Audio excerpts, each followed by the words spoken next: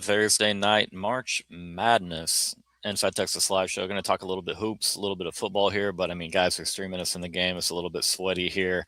BYU is making hopefully their last little surge. But we're joined tonight by Joshy Manning, Esquire, as you can see in the box there. Nash Talks Texas as always. How are you guys doing? I mean, outside of my blood pressure being at 180 over whatever, dangerously high, watching this stupid game, I'm good. I mean, we'll get into it why I'm good because we have a certain left guard coming to campus. But other than just sweating it out and watching a basketball team that can't play with a lead, I'm good.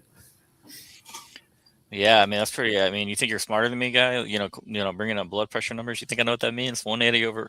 Nah, Nash, how are you, brother? Nash is frozen. Is he alive? All right, Nash will be back. All right, but before Nash comes back, hop on over to Inside Texas. You got the 50% off the Ultimate Fan Bundle. Come join the boys for what's going to be a long football offseason. But again, basketball's in the heat of things, obviously. You got college baseball content as well from old Nash Talks Texas and others at Inside Texas. So come hang out with us during the offseason. Take advantage of a sale always, guys. I don't know what Nash's deal is. We're going to remove him temporarily. He will be back. But as it stands, Texas. Before we do this, I have to apologize for something. I have to because I took shit for it on the board, and I have to do it now, if you don't mind. Back last weekend, man, I was saying that Carson Tinney was terrible. I was like, you can't have a guy who's hitting the 2-hole at 240. Evan got after me. I think the entire board got after me. I'm sorry to Carson Tinney, but at the same time, I think it was me who turned him around because after I started talking crap, that man went nuclear. So I'm sorry, but you're also welcome. You deserve that. And again, it was just a matter of time. But maybe he saw a comment made by you. Maybe he saw one of your DMs or your comments on Twitter or something. But Chris Bennett, what's up, my man? Thanks for being here. Getting called Michael Myers. I love it. Appreciate you being here, my man, Joe. Texas with a 6-point lead. Drew a foul. Okay, good. It looked like a play that traditionally we're going to finish there. Again, 6-point lead, 3 minutes, 41 seconds left. Texas, BYU. If you do not know who H.A. DeBonsa is, Jesus Christ, the man can hoop. Future NBA All-Star, in my opinion. He is the only reason that BYU is anywhere in this game. He has scored. I mean, he's got to have close to 30 by now, if not over 30. He had 20 at halftime. Again, very fun to watch. I mean, you see it March Madness. You see some of the elite talents in college basketball. Yes! That boy, Modest Vocatitis, and one for Texas going up 3.5 minutes. Chance to make it a 9-point game. This is what we're talking about right here. Finishing games, being tough on the interior. You heard me complaining about it the last couple of shows. We got punked on the interior against Oklahoma, against Ole Miss. And then even in the win the other day with North Carolina State, we just look soft at times. Don't really look soft tonight, but then again, to be fair, BYU really doesn't have any type of cats inside that can deal with Modest and his size and his length, which he's been awesome tonight. So give him his credit. Been an up and down year for the guy, but man, right now when we need him, he's shown up big time. So Texas wins this. You're talking about a potential matchup most likely with Gonzaga, which another winnable game for Texas, but you got to finish here first. Josh, are you a big hoops guy? Oh yeah, man. I was there back at Texas in the Shaka Smart days. I think my first game at the Irwin Center was when we took down UNC when UNC was number 1. I think this is the best. Sorry, I'm looking at the screen as well, but no, you're good. This is people understand. Best. Yeah, no, March Madness is the best sporting event in the world. I'm sorry. It's the best. The first weekend of March Madness is just incredible, man. It's up there with it's better than the Masters. This is 1, Masters is 2. You can disagree with me if you want, but and it's just, you go in, you never know what's going to happen. We've had 2 or 3 11 seeds in 4 or 5 years go to the Final Four. So, look, you just never know what's going to happen when you get into these games, and that's kind of what I love about it. So, I'm just glad we're here, man. So, yeah, this has been awesome. I mean, and we talked about it on Wednesday show a little bit, but I've been pretty happy with how things have gone with Sean Miller in year one, considering I had very low expectations for how this team would perform in conference. I did not think it was going to be an NCAA tournament team. Of course, a lot of other people disagreed, especially a couple others at Inside Texas. Hey, they were an NCAA tournament team. I think that they've overachieved at times, played a bit above their head. It's just, in my opinion, it's just not a team that really fits, together. You want to have a team that complements each other. You want to have all the roles covered. And that's not to knock the guys, but I've been very happy with year one of Sean Miller. What about you? Mostly, yes. I think what's been infuriating is the just inconsistency that we see from night to night. Like maybe you blame Sean Miller from an aspect of roster construction. Oh, come on. Oh, that's whatever. From a roster construction standpoint, because I think we needed to get some sort of at least real combo guard. Jordan Pope is a fine shooting guard off the ball, but he's not a combo guard. He's not the proper combo guard.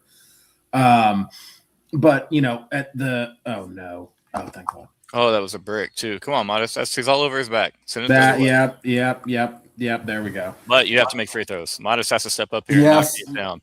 Yes, he does. But to go back on that, no, I've been really pleased with how Dalen Swain has progressed. I've been really pleased at how, when we're clicking, when the offense is clicking, this team is, top quarter of offenses in the SEC, probably, top quarter. Defense will, that's just not who we're going to be, but that's fine. So, I like what we're building to, and I really like the recruiting class. I love Austin Gooseby and Bo Ogden. I mean, is that who it is? Bo Ogden, am I right? Yeah, that's Chris Ogden. Yeah. I'll tell you this about Chris. I saw Chris play at 3A high school state championship game when he was, I want to say, what was it? Yeah, I think. Oh, come on, Matas. Oh, you can't miss the front end there. But yeah, I just absolutely come against who was against. He played for Seminole. They played against the Mejia Black Cats, and he was so insane from three that any offspring he produces, I would almost, if he had daughters, I'd almost let them play on the men's team. I don't know what's going on with Nash, guys. He might be back. I have no clue what's going on with their guy Nash, Doc Texas, or what's going on with us at the free throw line right now. We're up by 4 with a minute 45, got 20 on the shot clock. Oh my God. It's getting a little bit dicey. You got to have a bucket here. Otherwise, BYU, I mean, you cut it to a one-possession game, 9-2 run in the last 4 minutes for BYU. Here comes Mr. Swain on the left side going, okay, gets a double, kicks it all the way across. Yes! Let's go! The Pope will answer if you call upon him enough. 7-point lead, minute 20, timeout BYU. That is huge. Holy hell, Jordan Pope. There's no time left on the clock. They did a good job helping onto Swain and forcing him to get rid of the basketball. He skips it all the way across court. Bang. Yeah, you needed that. Had to have it. All right, so you got a little bit of breathing room, but again, Texas is probably going to have to sit up here and knock down a couple of free throws for this to be a game that you get out of comfortably. Third time's the charm. Let's welcome back Nash Talks Texas. Are you back? Are you here? I think I am. I'm going to have to hire a computer nerd to come fix my computer. I'm smart enough to be able to build the thing, but not smart enough to be able to fix it. I'm calling bullshit. You just don't want to talk about basketball. You're a baseball guy, and you want nothing to do with basketball conversation. The little Nash that could. The little Nash that could. He thinks he can. Yeah. Look, baseball. Well, I err on the side that there's a lot of overreacting going on. Baseball hadn't been fun to talk about this week, so. Texas fans would never overreact to any type of situation. No, we would never. Nash, I have no idea what you're referencing there. Again, Tuesdays mean very little to me. I'll just say that. You have all the opportunity in the world on the weekends to make up and to show, who you are. I'm good. We got much bigger problems to worry about this weekend. And again, a really, really dang good opponent over the overside. Yeah, Joshy, where's your stash, man? We need to bring that back. I will not be rocking a stash. Just so you know, that'll never happen. But I'll keep the beard going. The stash is in jeopardy this weekend. It's if we lose 2 or 3, it's gone. I was glad that Schloss got rid of his. That thing's nasty, man. I'm sorry. I love a great coach, terrible mustache. He hated that thing. Every time we had a media availability, It looked like it hated him too. They'd be like, Yeah. man, that Schloss is looking good on you, or that stash is looking good on you, Schloss. And he's like, I hate it. Like literally every single time, he's like, I can't wait to get rid of this thing. Was it All right? who made him grow it? Yeah, BYU inbounding here on the sideline with 27 on the shot clock. Of course, there's some type of issue with the clock, so it might be a second before we get actually going. But yeah, sorry to cut you guys off there. Just updating our good folks that might not be watching for whatever reason. Maybe they just want to look at us and have us update them, which I understand. Our commentary is pretty top notch. And Emily, sorry, go ahead. I was going to say, this is the content you subscribe for, man. Three guys just sitting in rooms. One with a mustache. Nash pulling the Irish exit. Yeah, Nash not being able to have reliable internet. No way. Oh my God. That was a big shot. Y'all are ahead of me. I know a three just got drained by the reaction. They did a really nice set that BYU ran off the inbound there. Set up a really nice look. Got a shooter in rhythm. Banged it from the right wing. And they're within striking distance. I've watched a team come back from down 15. Last 30 seconds. No, Hey, the way that Texas turns the ball over, B shoots free throws, C doesn't play defense. We could be up 10 right now, brother. My anxiety would still be 9 out of 10 right now. Of course, it's through the roof, but 4-point lead. Texas is going into a timeout here. Hey, you got to find a way to get a couple buckets. A couple buckets is going to probably be enough. Probably going to have to come from the free throw line. What if you don't sub, Joe? What are you talking about? What if you don't sub? You got to sub now, man, because A, look at that stash, and B, Joshy is a newborn son who's not as newborn as he was. No. Yeah. We're at like week. Well, he would appreciate it nonetheless, Joe. Agreed. So you got to sub. But yeah, back into the timeout, coming out of timeout, 57.7 on the clock. Again, this is a region that, Texas has been a very up and down team. But if Texas goes and plays their best basketball, in my opinion, there's not anybody before the Elite Eight that Texas can't go beat while playing their best basketball, even if the other team plays, pretty well. Oh, there's a foul there. Did they call a foul? Oh no! This would be huge. I would love the foul call. I trust Modest on the free throw line. Then Matas has missed 3 tonight already. I don't. Yeah. He's a PTPer though, man. He needs those lights to be shining bright, and that's when we see Modest step up. I thought it was Texas was going to an obvious timeout, but it looked like he held his hand up there with the whistle call, and that's a foul. A&M beat St. Mary's by 13. Good win. Oklahoma not participating in the NCAA tournament due to lack of invite. I don't know when Tech sounds like they suck. I don't know. Does that track? It could be. I mean, and again, they probably should have got in, man. But TCU won today over Ohio State. Just checking on the Texas schools. TCU beat Ohio State today in a 9-8 thriller matchup. That was a good one. I hate to say it, man, but I had another reason I really want to see Siena over Duke. I have TCU going all the way to the Elite Eight. And so obviously that makes their path a little bit easier for the Vince Siena. Oh, an elbow. Modest, if he'd have been ready. What's going on here? Okay, there's an elbow. Chris, I think it was Jay Billis who had us as a sleeper. I think Jay Billis was the one who had us going to the Sweet 16. It was Billis, yeah. Yeah. The monster got elbowed. Well, he didn't get hit. He didn't get hit. You say no hit, phantom flop there. Yeah, the Bonsa goes down. We got 7 on the shot clock, which I don't really love that because we're not great off of inbound sets in particular. Hey, great acting job. Great acting job. Told you he didn't get hit. Hire him. Matthew McConaughey. Are they going to take a look at this? I feel like they take a look. He didn't get hit. He didn't get hit. That's a complete flop.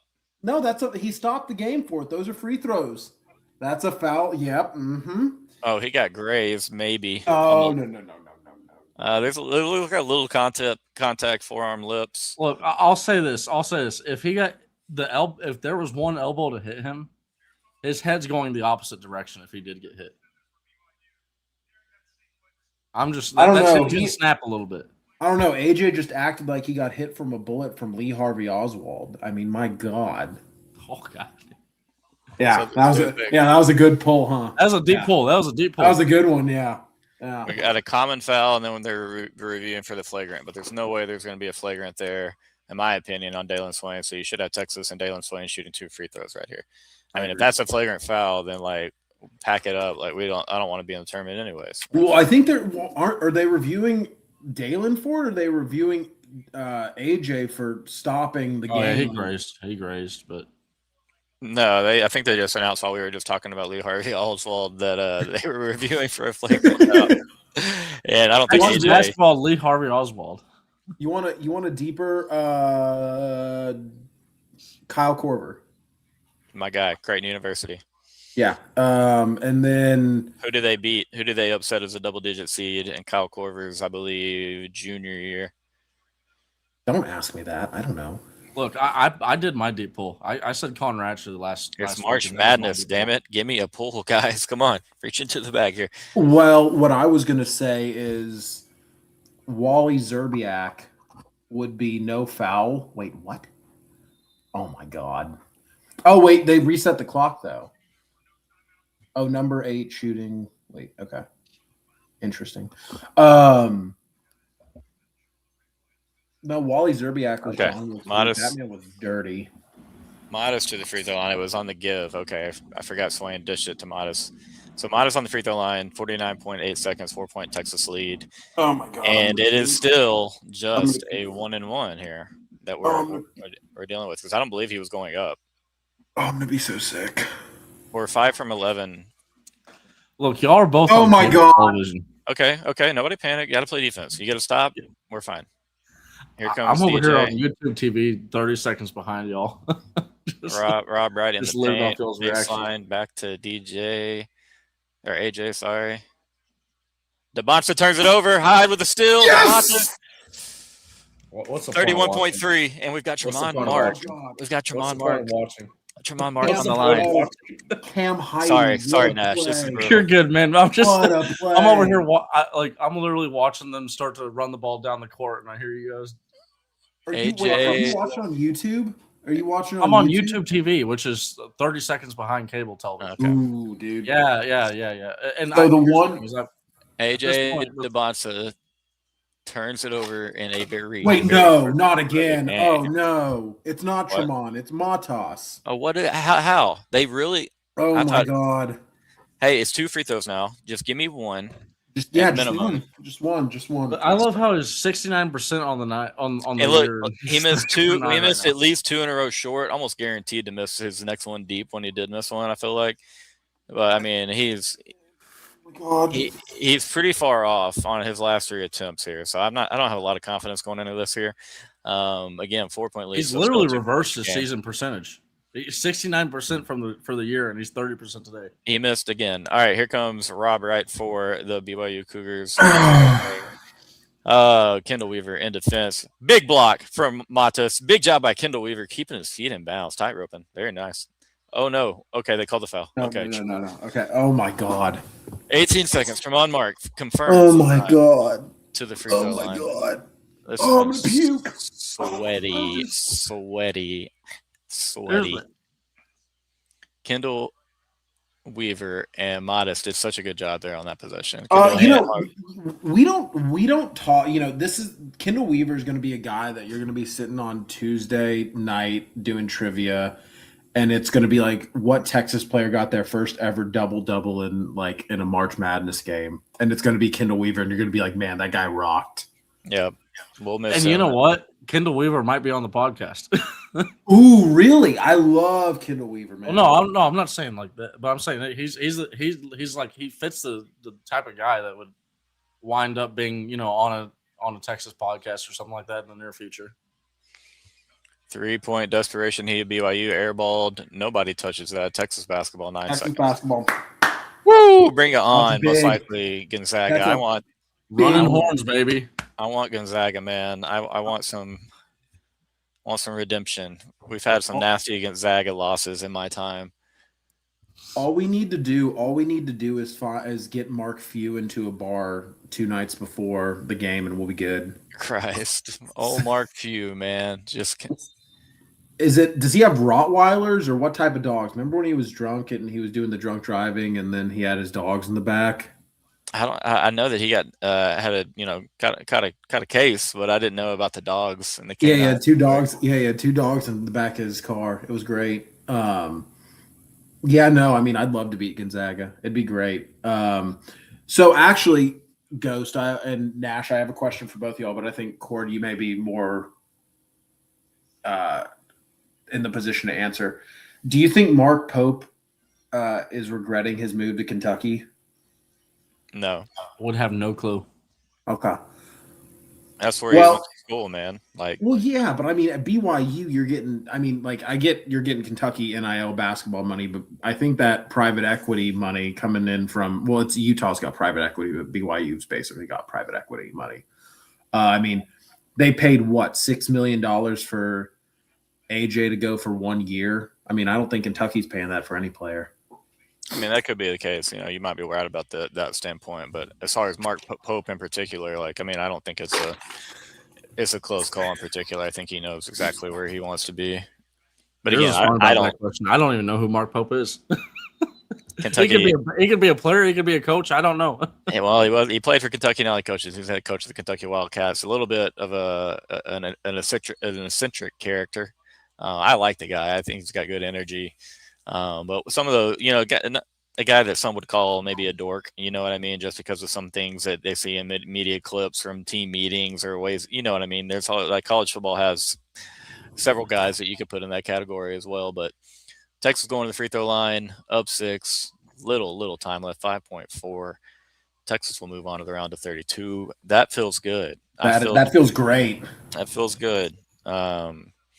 This is a group that, again, they kind of floundered down the stretch. You really didn't. It got to the point where you beat A&M and you think they're locked to be in the NCAA tournament. They might play their way all the way up to a 9 seed potentially. Like they could do that. They had Arkansas, they had OU. You think they're for sure going to go win a game in the SEC tournament in Nashville, and next thing you know, they lost Arkansas, Oklahoma, Ole Miss, and then hey, found a way to beat North Carolina State. Hold on. Found a way to outplay BYU tonight. Congrats to the fellas. Congrats to Sean Miller. That's big, baby. That's a dub. That's big. That's a dub. Oh, man, that was great. So yeah, that puts us round of 32, correct? Round of 32, most likely playing 3-seeded Gonzaga, barring an upset there. And again, they may have already played today. They may have. It might be the late game. I have no idea. It's been a busy day for me. Bringing great news from Coleman County over here. We had my 13-year-old won high jump tonight, old district track meet. It's a little showing out for the last name. Nice. Yeah, getting up in the air, showing off the bunnies some. The volleyball works a little bit, but all right, guys, we're gonna get to white men can jump. Yeah, hey, there you go. We're gonna get to a little bit, maybe a touch more basketball talk, but first we're gonna hear a word from Andre the lawyer real quick. All right. Texans know when you're injured, there's one name that gets results. Andre the lawyer. Trust the team that has secured millions for their clients and helped thousands of Texans win their injury cases. Car wrecks, slip and falls, 18-wheeler accidents, on-the-job injuries, wrongful deaths. Don't let the insurance companies tell you what your claim is worth. Andre the lawyer will fight for you. His principal office is in Dallas, but they serve Texans throughout the state. So don't wait. Call 214-444-8808. That's 214-444-8808. Contact info is in the description. All right, back to it again. Let me see here. Do y'all know if Gonzaga's played anybody in the comments? Anybody? I can pull it up. No, they played at 9:20 tonight. They played at 9:20. There you go. So that is the. What is that? Isn't it like the 14 seeds have a worse overall winning percentage than 15 seeds do? It's something crazy like that. I wouldn't be shocked to hear that be true. But yeah, that's the big thing here. Chris mentions it. Chris is on it as always. These games are in Portland right now this weekend for Texas. It's going to be basically a home game for Gonzaga. It's going to be a tough environment. I do think Texas can play with those guys. Again, Gonzaga, another team that's had an injury kind of affect them and probably their upside as far as how far they can go in this tournament. But no, man, I think that's really great for Texas basketball to go ahead and, for recruiting, you got to get a recruiting class coming in, but future recruiting classes, but also for portal guys, you want to show that you can come in, that you can contend. And for Sean Miller to say, hey, I took this group that was kind of thrown together. We made some things happen. Yeah, we had an up and down year, but when we got the tourney time, I found a way to pick up a couple dubs. And so, not done yet, man. Texas one round away from the very fun second weekend, the Sweet 16. It is definitely doable. But let's get to some football talk. I want to talk to you guys about some head coaches in the SEC. A lot of talk this time of the year, off season, every off season. You always see all the lists, the rankings, and we had a conversation here on Inside Texas the other day, just talking about Steve Sarkisian and is he properly rated? Is he overrated? Is he underrated? And just kind of where he falls in. So I just wanted to get your opinions, guys. Working from 5 to 1, and take your time. I'll share mine with you first, just so that you'll have a little time. But share with me your top 5 coaches in the SEC. Okay, and take your time. I'm gonna go first, but for one, I think undisputably you're gonna have Kirby Smart. I think Kirby's obviously earned that right. There is no more Nick Saban. Kirby is, he's won 2 of the last 5 titles. Georgia consistently showing up in Atlanta. You know what I mean? Like it's and Mr. Jack will play the winner. Gonzaga plays at 9:20 tonight, I believe, Central Time, right, Nash? Gonzaga is the 3 seed there. They probably win that matchup. We will get Gonzaga on Saturday, and I'd assume that game would be pretty late as well. But all right, yeah. So Kirby Smart. I don't think anybody out there, no matter how orange your blood runs, no matter who you root for, it's Kirby Smart. 2, and I kind of got some backlash for saying this. And again, I think both coaches have a lot to prove, but I said that for 2 and 3 for me, that you're basically flipping a coin between Steve Sarkisian and Lane Kiffin. And people came and they're like, well, what has Lane done as a head coach? And kind of pushed back at me, and I completely get it. But at the same time, Sark has won a couple playoff games. And I love Sark to death. I'm one of his biggest believers, but he had not done anything essentially as a head coach before getting to Texas. Sark won the Big 12. Sark didn't have to go win in the SEC in his early time at Texas. And again, I love the guy. I'm not trying to knock him. I'm just trying to give a fair and honest opinion on who I think they are. So I said, you got a 2A, 2B type scenario.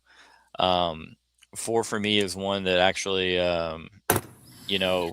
people might not agree with, but I would go with Mike Elko. I actually think he's a fantastic coach over at A&M. I really, really do think that he's going to have those guys in a place where they're consistently winning, 9 or 10 games, which for them, hey, that is a step up. And then 5, for me, I think, you could draw straws between a couple different names. I think Kalen DeBoer's obviously got an argument. Always going to be tough to fill Saban's shoes, right? It was always going to be hard to walk into that situation and please all the people around you at Alabama, to please the Crimson Tide Nation. But overall, I mean, he still got in there. He's won a college football playoff game. I don't like the offensive line. I don't love the talent at quarterback. I don't love the talent at running back, but they're still getting in there and they're finding ways to compete and win games. And so you have to tip your hat, give credit where credit's due. I think if I had to lock 5 in, that would be mine. I can't argue with that, Gio. Like, he won at Ole Miss. He took that program to heights that program has never been. And so credit to him on that. Again, I like Lane Kiffin. I love Steve Sarkisian. I like the banter, the relationship that they kind of have between each other. I'm not going to sit here and say that Lane Kiffin handled that whole situation with LSU and Ole Miss perfectly. I don't think there's a way that you can handle that one well when you're leaving one rival for another. And I know that they're not, maybe in the top 5 of rivalries in the SEC, but Ole Miss and LSU are definitely rivals. Very underrated rivalry, in my opinion. But I want to hear from you guys in the chat. Let me know who y'all have, your top 5 coaches. To my guests, Joshy, Nash, who are y'all thinking? You want to go first, Nash? You want me to? I mean, I hate to cop out and basically say my list is almost the exact same. I'm going to change number 5 just because I don't want to have the exact same list. But I mean, I think that when you're looking at Kirby Smart, obviously Kirby Smart owns the University of Texas. He owns Steve Sarkisian until proven otherwise. That's just simple fact. Is what it is. I think that really when you look at the resume over the last 65 games or so, Steve Sarkisian and Lane Kiffin are dead even on how the wins and losses. To me, I think that they're basically the same coach. You could argue which one's better, which one's worse. I would argue that Steve Sarkisian is in there because when they had this 4-team playoffs, we made it to the semifinals the year after. We still made it to the semifinals, and he's one of a few coaches that have made it to back-to-back semifinals. So I think that you have to give credit to that. So that's why I would put him at 2A over Lane Kiffin at number 3. And then I thought I was going to be the guy to drop the Aggie in here, but it makes sense with you, Cord, because we talk about this a lot.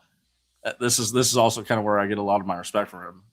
Is Mike Elko? He's not a bad coach, right?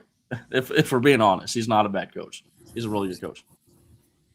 I don't like him because I'm obviously going to talk crap about him because he's an Aggie, right? That just comes with the territory. But that would be my fourth. And then number 5, I'm going to switch it up just to not have the exact same list as you. I'm going to go Carclaya. What he's done at Vanderbilt is one heck of a job. I mean, I know he had Diego Pavia and all that stuff, but he's actually bringing in like 5-star recruits. I think he's doing really, really well. He's surpassing expectations that you can have at Vanderbilt. He was one of my guys I would have said you could add in and draw straws for. I just want to see Clark post Diego, like you're saying. I want to see what he looks like. But sorry to cut you off. Go on. No, I was going to say, I mean, like, you could add into if you were going off the argument of like the comment that we just saw that saying Lane Kiffin's done more with, or he's done the same at Ole Miss, so that technically puts him above Sark on that bar. You could if you're grading off that, you could probably argue that Clark Lea should be pretty higher because of what he's done at Vanderbilt. Given it's like let's not. I'm not trying to like. It's been the running joke. I mean, it's Vanderbilt, right? That's not an easy place to have success at. He almost made the college football playoff this year. You could make an argument at 10-2 that they should have made the college football playoff, but only 12 teams get in. I'm gonna go with him over instead of DeBoer. But at the same time, DeBoer, similar argument to Kirby Smart, owns Steve Sarkisian, owns the University of Texas until proven otherwise. Yeah, that's what it is. I'm intrigued by both of you guys' lists because I think there is similarities. Obviously, the same. Well, the unanimous has to be Kirby. I mean, there's just really no reason to argue otherwise. The accolades are there. He's the best. I mean, he's the best coach in college football. Like, Cignetti's great, but I mean, Kirby's doing it with a smaller budget than Sig is. And it's just every single year, it's the same team. They're always disciplined. It's just, I mean, except for when they drive. Well, I mean, yeah, that's true. You're not wrong. John is going to tweet you so hard later, and then he's going to block you again. I mean, but did I lie? No, did I lie? No. Take away the keys. So I think we have a lot of recency bias here, and I think that Kalen DeBoer just isn't getting the respect I think he deserves. I get the Bama stuff. I think the problem that Bama is always going to have is going to be it's always going to be driven by the head coach, right? In terms of, and this is going to sound, that's a stupid way to put it, but let me kind of back up here and say what I'm thinking, which is, there's no possible way that you could like ever just go behind Nick Saban. There's just it really isn't. In this NIL era, right? Bama doesn't have the resources that, Texas A&M, Ole Miss, Florida, whomever, right? They're about on par with Georgia, and that kind of creates a problem because what's Kalen DeBoer's sell? Right, it's come play at Alabama. Well, like this isn't Nick Saban's Alabama. This is just Alabama. So, I mean, like, what's your selling point after that, right? There just isn't the selling point. And right now, with the NIL era, right, cash reigns king. It just does. So, look at the head-to-head. Look at what Kalen DeBoer has amassed prior to his time at Bama, which again, he's not been disastrous at Bama. He was one really bad game in 25, and then he made the playoffs this year. But last year he was one bad game in Norman, Oklahoma, away from being a college football playoff team, who would have been frankly pretty scary, right? He's the one who consistently gives Kirby Smart trouble in the SEC. He's the only one who consistently gives him trouble. So I think we're having a recency bias against Kalen DeBoer right now. I think Alabama is going to run into some significant problems, just how their roster's constructed. I'm very curious to see how Keelan Russell does, but that's kind of neither here nor there. I have to have Kalen DeBoer at number 2, just from an accolade standpoint, just from a have you been there standpoint. It has to be him. And so I think you handled this in tiers, which is undisputed, which is Kirby, and then you have your second tier, which I think is led by DeBoer, and then we have Sark and Kiffin at 3 and 4. I think you go interchangeably. I see what Gio's saying. Kiffin has had way less resources. I get the point, but also we're also underestimating how much the Grove is able to fund these things. I mean, they paid what, $2 million for Walter or Nolan to come in. I mean, they don't mess around, right? They were able to pay Chris Beard $9 million to be their head coach. It's not like these guys, it's not like Ole Miss is little old Ole Miss who doesn't have any money. Right. They got deep pockets over there. So while Kiffin did have less resources than Sark did, it's not like the discrepancy was just so massive that Lane Kiffin is doing this. Like, it's a miracle that he's doing this. I think Lane Kiffin's strength right now is I think he figured out 1 year sooner how to construct a roster better than Sark did. And if we go back and look at kind of what 2025 was, I think I think Coach Snark actually has it pretty well there. But I think what Sark made a mistake on is he kept to the high school recruiting. Let's go ahead and get all the blue chip guys. Let's do that. Let's not go to the transfer portal. Let's see if we can internally and organically build. Whereas Kiffin was like, hey, let's just go out and let's go get the guys we can. Roster. Yeah, just get the mercenary roster. And look, it can work. And I think Sark took a big page out of that playbook, which was let's go get a mercenary roster, which is why I think we're in a really good position this year.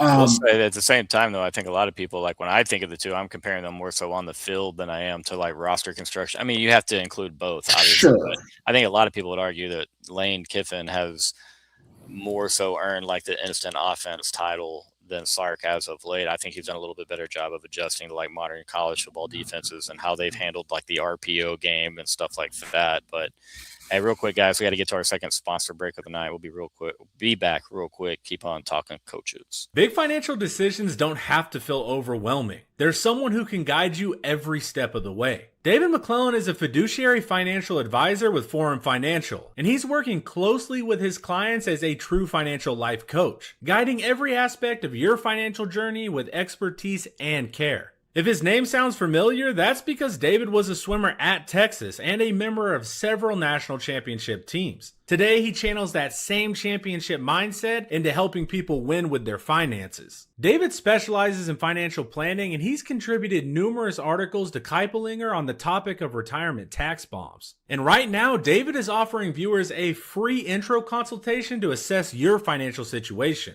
Do not miss this chance to get personalized guidance from a trusted expert. To schedule your free consult, email David at dmcclellan@forumfinancial.com, or you can call him directly at 312-933-8823. The contact info is in the description. And real quick, Mr. Jack, to answer your question, I don't know if Barnes was anywhere before he was at Providence, but he got to Providence in 1988, and so I'm sure obviously he was an assistant and had a career before that clearly, but as far as a head coach, I'm not sure if he had at least a D1 stop before Providence College. Throwing contest, guys, who wins, Sark or Lane Kiffin? I mean, we publicly see that Lane Kiffin is very much in shape. You know what I mean? Did y'all see that picture of Sark? Definitely Kiffin. Prime. Sark kind of good. Sark was doing hot yoga 2 weeks ago, and he looked just as good. Just because he's not posting it every single day like Lane Kiffin doesn't mean he doesn't do it as often as Lane Kiffin. Right. No, I still think it's Kiffin. I think Kiffin probably. I mean, I think Sark's a little bit older. It's just it is what it is, right? But if we're going off the prime, it's Steve Sarkisian. You got the prime for sure. But here comes Steve Sarkisian with the baseball arm. He's out there chucking deep balls against Texas A&M, just destroying them. And he coached at George Mason before Providence. Oh, there we go. Okay, nice. 1987. Didn't realize he was a George Mason Patriot. at all. But yeah, and no, that's a good question, man. And again, I agree with your question or your comment, Snark. I think Kiffin is a little bit better of a play caller. Again, we'll see. I think it's going to be a big year for Sark to prove a lot of different things. I think not just for Sark, but this program in general. A lot of different players, coaches, individuals that you can make that same claim for. But yeah, I mean, so clearly we all have. Well, I guess not clearly. I just forgot everything you said, Josh. You have Kalen DeBoer sitting in your 2 spot. I get the recency bias thing, man. Imagine 3 years ago, if I couldn't hear myself saying Mike Elko on a list ahead of Kalen DeBoer. And a lot of lists, I probably wouldn't have been able to put Steve Sarkisian there, in earnest, just because, I mean, he's 2-0 at that time. He just beat him in the college football playoffs. So yeah. I get that point, man. But at the same time, I think you have to counter in the fact that, or weigh in the fact that he did that in the Pac-12. Pac-10. What the hell was it called? Pac-12. It was still the Pac-12 at that point. Yeah, it was 12. It was 12. And it was a Pac-12 with 16 teams. Well, but I mean, so like, sure, right? But then we also sit here and say, okay, who's the only one who's been to the national championship out of that group outside of Kirby, right? Right. It's Kalen, right? If because accolades at some point have to matter, right? Like they do. They just do. Context as well. But like I could sit here and counter with you and say, well, does Washington beat Texas even once? If Jonathan Brooks. Well, Jonathan Brooks, sure, you can make that. And you talk about the running backs too, but then you go the year before and you talk about Xavier Worthy playing with a broken hand, and talk about the big time drops that we had in that game. Like you could go tit for tat all day. Like I get it, and that's what makes it fun. And that's the off season why you have these rankings lists, because you can have that type of banter back and forth. Right. And again, I like KDB. I like Coach DeBoer. I think he's a good guy, it seems. Obviously, he's had success everywhere he's been. I like the schools in particular that he's been with, North Dakota State, and then you turn around with Washington. Something about me in Washington, even with them beating us twice, are just one of my favorite programs. Yeah. But again, I think Elko is going to do good things at A&M. I think he's had defenses that he's gotten way more out of than his predecessors, would have. And I have respect for Elko, the way that he coaches defense. Now, offensively, that's where I start to have an issue. It's like, Holman Wiggins, a couple of in-house hires. I do like Brian Cushing, but again, we'll see what it looks like. So that's where my 5 is going to come in, and my 5 is going to be interesting because I think I'm going to drop a nuke bomb in here. Okay, you're going to do it. I know. I think I know where you're going. I am going to do it. So let's look at just 2020. Let's look at last year just as a matter of like isolation let's look at it in isolated fashion. So 2 teams make a playoff. One team has 15 draft guys. Another team has 5 draft guys. One has an unlimited roster budget. The other does not. They had to hire a GM to go get 2- and 3-star guys to go fill the roster, and they ended up in the same exact place as the team that had the unlimited roster building. Who is the head coach who has actually gone outside of his roster or gone outside of his coaching staff, who is able to say, well, maybe I should bring in a fresh set of eyes, versus the guy who says, here's what we're going to do. We're going to promote a first-time play caller who's never done it before, and we're just basically going to go ahead and mimic the mistakes that Tom Herman made at Texas. And I know how you say, I love how Mike Elko coaches defense. Well, I like how this guy coaches defense better. Give me Brent Venables at 5. I knew you were doing it. As soon as you said nuke bomb, I knew it. Banned from inside Texas for life. Now, here's the thing: is like, I can give him a ton of credit for the way that he operates on the defensive side of the ball, but the way that his offensives have been absolutely just disastrous, particularly in the second Saturday in October. You can't allow that to happen. You just can't allow it. I'm sorry. There's no. But what has Mike Elko's offenses done in the same time frame? You had this high-flying, powerful offense that was Texas A&M, and the moment they play someone with a pulse on defense, what do? They shit down their leg. I mean, it's this. You're making the same comparison between Mike Elko and Brent Venables. You say tit, I say tat. It's the same thing. So then I go and look at what? The ability you go tell. I swear to God, if Mike Elko went and asked, I mean, what's his name? That GM that they had said it in what the Nakos's article. We had all this money to go get Cam Coleman. We had an unlimited budget, but we knew he was going to go to Texas, so we were just going to drive up. Oklahoma doesn't have that. A&M could go get anyone they want. They could drop $5 million. Those donors want to win something more than just a feel-good participation trophy. You can't do that. So I have to look at this resource allocation and sit here and say, well, these two guys have been in like a very similar position. And obviously, someone's going to say, well, Elko's only in year 2. Well, yeah, look at the talent he walked in with. I mean, this wasn't like this was a depleted of talent. These guys had like roster, he inherited a roster from Jimbo that was like very talented. And like, granted, like I think we're just Jimbo's guys didn't do anything for that team last year, man. Jimbo's guys are basically like who contributed big time. I mean, you're not gonna be able to name more than 2. Marcel Reed. I mean, dude, come on. But like we got to do the same thing. Like if we're holding the standard. If like what you're going to say is the Jimbo guys didn't do anything, who's the guy who was the quarterback who was in the Heisman race until the last week of the season? It was a Jimbo guy. Well, so here's why I cannot get behind Brent Venables at number 5 at all. Is to a lot of the points that you just mentioned. His best year offensively was when he had Dylan Gabriel and Jeff Levy. You would assume that you're going to say, hey, I'm going to do everything that I can to retain these guys. Those dudes were shoved out the door. Oklahoma, they were the 3rd best offense, total offense yardage-wise, in the nation. They were the 4th I'm looking at – I got scoring defense. Let me get the thing straight. They were the 4th best scoring defense in 2023. What were they on defense? They were the 48th scoring defense in 2023. And then they were the 79th scoring defense in 2023. You know who Brent Venables went out there and blamed? And the OU fans went out there and blamed all year long? The offense. They talked about how they had offensive problems while their defense was sitting there losing games consistently. And to me, I cannot get behind a head coach of a program that is willing to throw the guys that are responsible for the season success underneath the bus. And honestly, if we look at it too, what's the reason why Texas lost that 2023 game? Dylan Gabriel was an assassin. He was killing us. He killed us on that last drive. He put us to bed. He had a massive run, found the open wide receivers consistently, and then he lets Dylan Gabriel walk to Oregon. That was not some deal where Oklahoma couldn't compete with Oregon because he's going home and like they like to sell it. That's not how it was. And he was a Heisman level quarterback.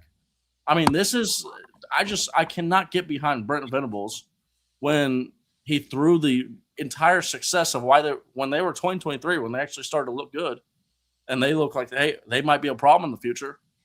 He throws their offense coordinator and quarterback underneath the bus. I can't get behind it.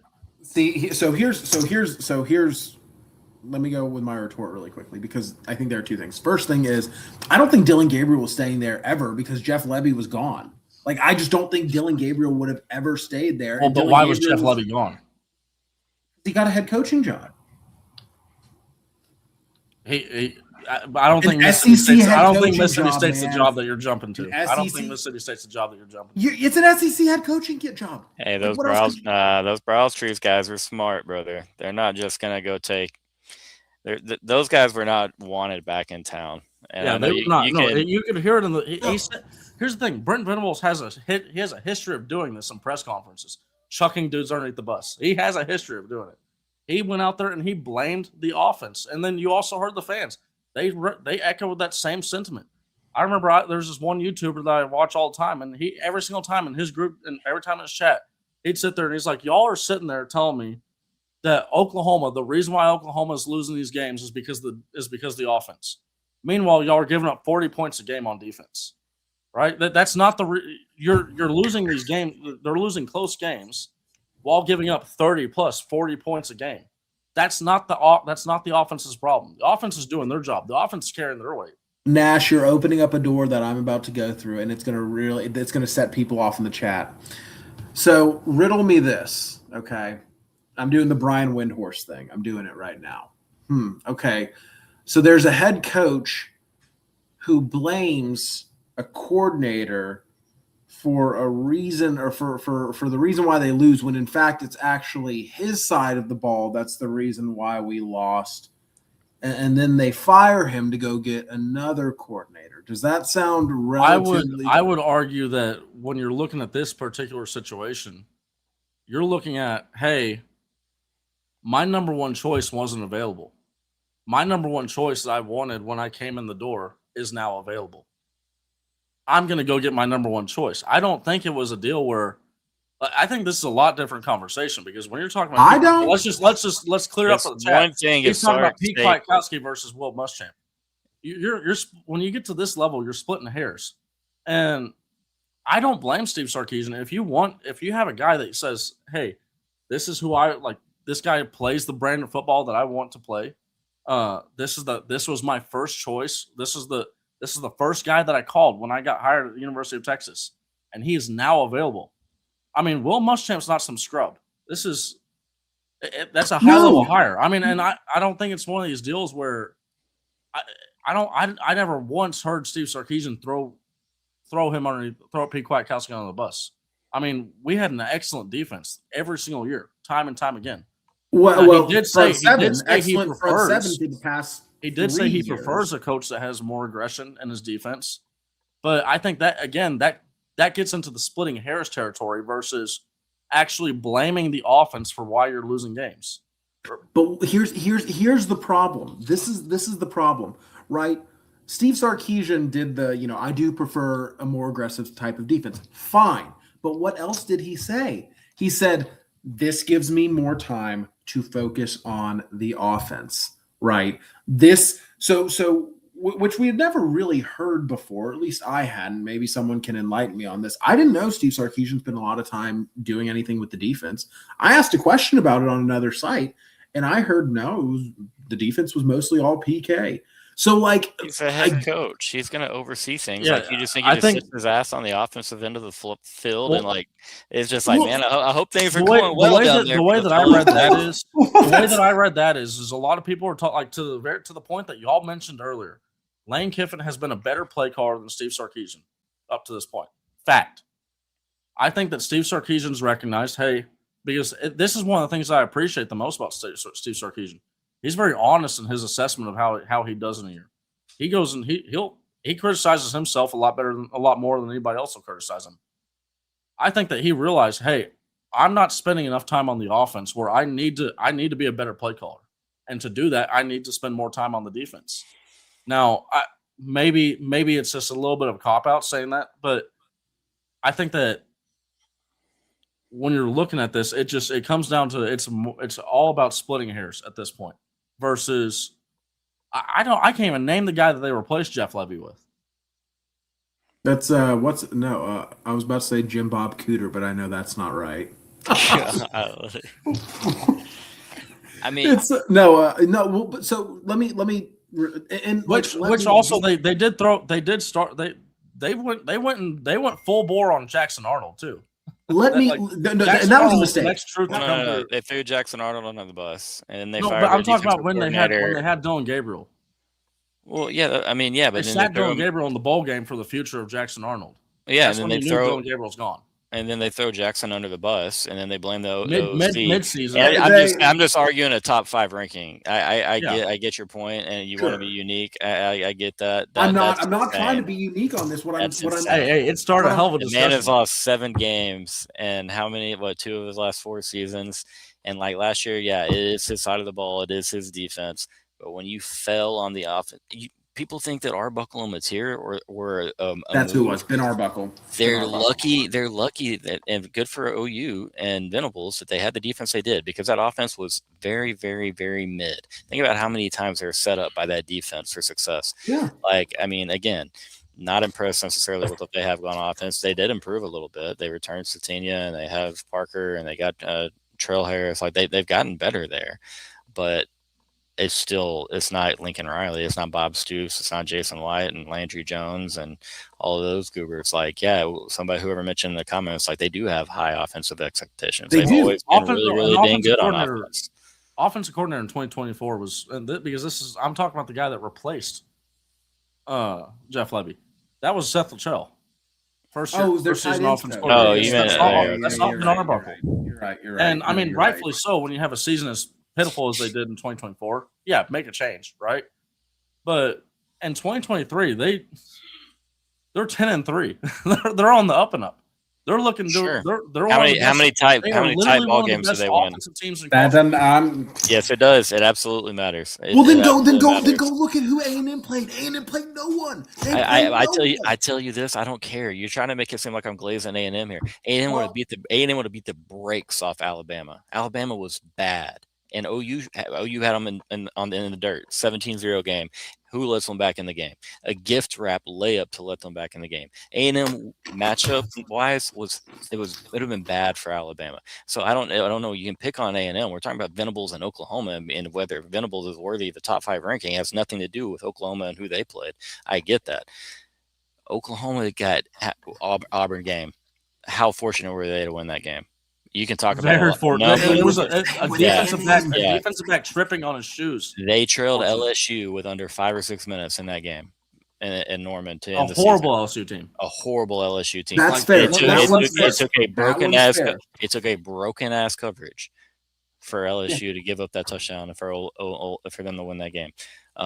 What other games were in here? Who did they beat? Tennessee. They beat Tennessee at Galen. That's a good win. Alabama. It's a good win. Missouri they were in a really close game to Missouri. You have a punt return touchdown or a punt return setting you up for a chip shot field goal in Tuscaloosa. You also have a defensive touchdown that was returned about 100 yards. So that's a 14 points win. Sure. So I'm just saying, 10 wins is 10 wins. But to act like that is who now Oklahoma is, I think it's just a little bit. I think you're just reacting a little bit too quickly. They go do that again this year, then sure, I'll start to tip my cap and be like, okay, then he's got it going on. We'd be remiss to not talk about the Auburn play where they actually, knowingly win it. Look, I'm not going to say cheated, but I mean, they got Michigan. They got Michigan when Bryce Underwood was still in diapers. Literally, I just saying, very fortunate on the schedule. A lot of the teams they played had no offense. LSU, Auburn, Michigan, South Carolina. Just zero, nothing, non-existent on offense. Missouri had no quarterback when they played, so very fortunate on this guy. I'm just saying, I'm in wait and see mode as far as like is Venables really figured things out as a head coach because he's still so far he's done this. He's been riding the jet ski. He's been and that's up and down every year. And that's fine. I'm good with that. But this is kind of why I'm making this case. One is because the people need content, obviously. But they got it. They got it. But two, also like this, the standard that you're giving of like, well, go back and look at this 10-3. Why don't we do that with A&M? Like, why we give Elko, you put the crown on Elko and say, you're a top 5 coach. This is what you're doing. This is great. Fine. Like, let's go back. Why don't we go back and look at who A&M played in year 1 of Elko, which was, again, a bunch of bottom feeders, and then they get beat by the only team with a single, winning record in the SEC. Bam. Okay, done. And then same thing over and over again. Nash couldn't hang. Nash couldn't handle the heat, man. That's upsetting. I agree with Robert. You're right. Michigan will be a much better team this year. The second year of Elko, it's the same thing. They beat Notre Dame. Great. Lovely. It was great. Good win. But then it's Missouri, South Carolina, LSU, Auburn, all the same teams that OU played. You talk about, well, OU was lucky to get out of the win with Auburn. A&M, it's the same thing. The same thing. And then and so my point, I don't think so. No, it wasn't. Like A&M had Auburn in a box. Like Auburn was never a threat, if I'm remembering correctly, to win that game. Well, am I wrong? Maybe I am, but it all runs together. I remember if that CB makes a request, CB's going to get what he gets. A single score game. You just put in a couch. I honestly thought that was like, this is bad. I thought CB was like making a Schloss reference about like, the chair. No. All right. I thought that's what it was. Anyway, whatever. I'm fine. You know what? I'll back out of Venables for right now and just put a placeholder of like Eli Drinkwitz. Good call, man. I knew you. Yeah, let's do it. Yeah, let's do it. What a pick for number Shane 5. Shane That beat was my it. number 6. I'm just On the saying, I had to get on that one a little bit. There's a lot easier to put Coles in the Venables top 5 than it is a DeBoer top 5. You know what I mean? And so, and people could get on there and make the same case about Sark and Lane. And again, there's a clear-cut unanimous number 1. And then, again, I think that there are a couple guys who are definitely on the hot seat, are probably not at their respective schools going into next season.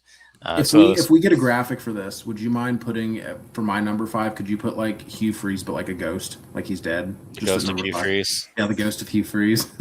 Look, it was a good run.